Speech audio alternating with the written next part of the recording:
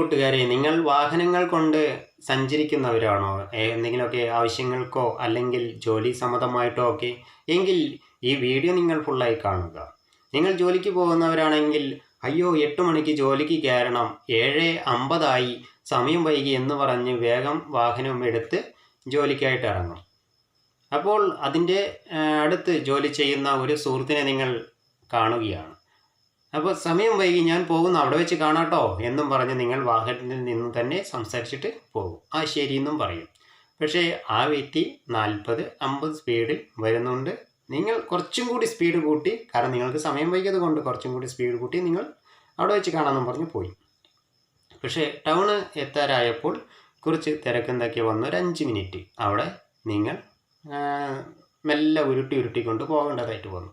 അപ്പോൾ നിങ്ങൾ അവിടെ വെച്ച് കാണാം എന്ന് പറഞ്ഞ സുഹൃത്ത് നിങ്ങളുടെ ബാക്കിലെത്തി. അപ്പോൾ ഇത്രയും അർജൻറ്റ് കാണിച്ച് നിങ്ങൾ വാഹനത്തിൽ സ്പീഡ് കൂട്ടി പോയിട്ട് എന്ത് സംഭവിച്ചു? ആമയും മയിലും കൂടി പന്തയം വെച്ച് പോയ പോലെയായി അല്ലേ?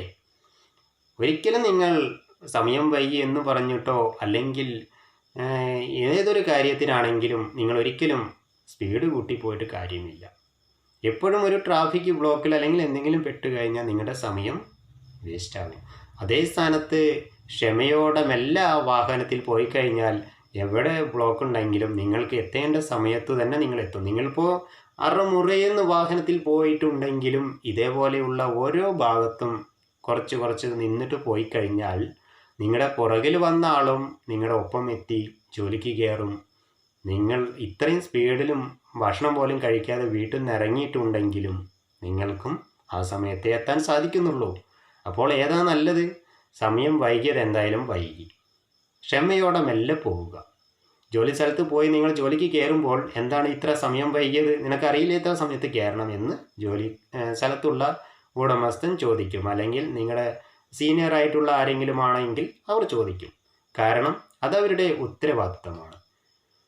നാളെ നിങ്ങളുടെ അടുത്ത് ചോദിച്ചില്ലെങ്കിൽ അവിടെ വേറെ സ്റ്റാഫുകളുള്ളവരും വൈകി വരും. അതിനാൽ അവർ ചോദിക്കും എന്ന് വെച്ചിട്ട് നിങ്ങൾക്ക് അവർ ചോദിച്ചു അല്ലെങ്കിൽ ദേഷ്യപ്പെട്ടെന്ന് വെച്ച് ഒന്നും പോകാനില്ല. കാരണം അവർ അവരുടെ ദൗത്യമാണ് ചെയ്യുന്നത്. അവർക്കറിയാം ഒരു മനുഷ്യനാണ്, എല്ലാ സമയത്തും ഒരേ സമയത്ത് എത്താൻ സാധിച്ചു എന്ന് വരില്ല എന്നെല്ലാം അറിയാം. എങ്കിലും അവർ നിങ്ങളോട് പറയുന്നുണ്ടെങ്കിൽ, അവർ ഇന്ന് നിങ്ങളോട് പറഞ്ഞില്ലെങ്കിൽ നാളെ വേറെ സ്റ്റാഫും ഇതേപോലെ സമയം വൈകി വന്നു എന്ന് വരും. അപ്പോൾ രണ്ടുപേരും വന്നിട്ട് ഒന്നും പറഞ്ഞില്ലെങ്കിൽ അവിടെയുള്ള സ്റ്റാഫുകളെല്ലാം തോന്നുന്ന സമയത്ത് തോന്നിയ പോലെ കയറി വരാനായിട്ട് തുടങ്ങും.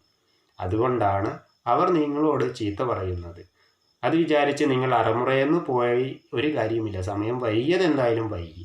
നല്ല രീതിയിൽ ക്ഷമയോടെ പോവുക എന്ന് പറഞ്ഞുകൊണ്ട് ഈ വീഡിയോ ഇവിടെ നിർത്തുന്നു.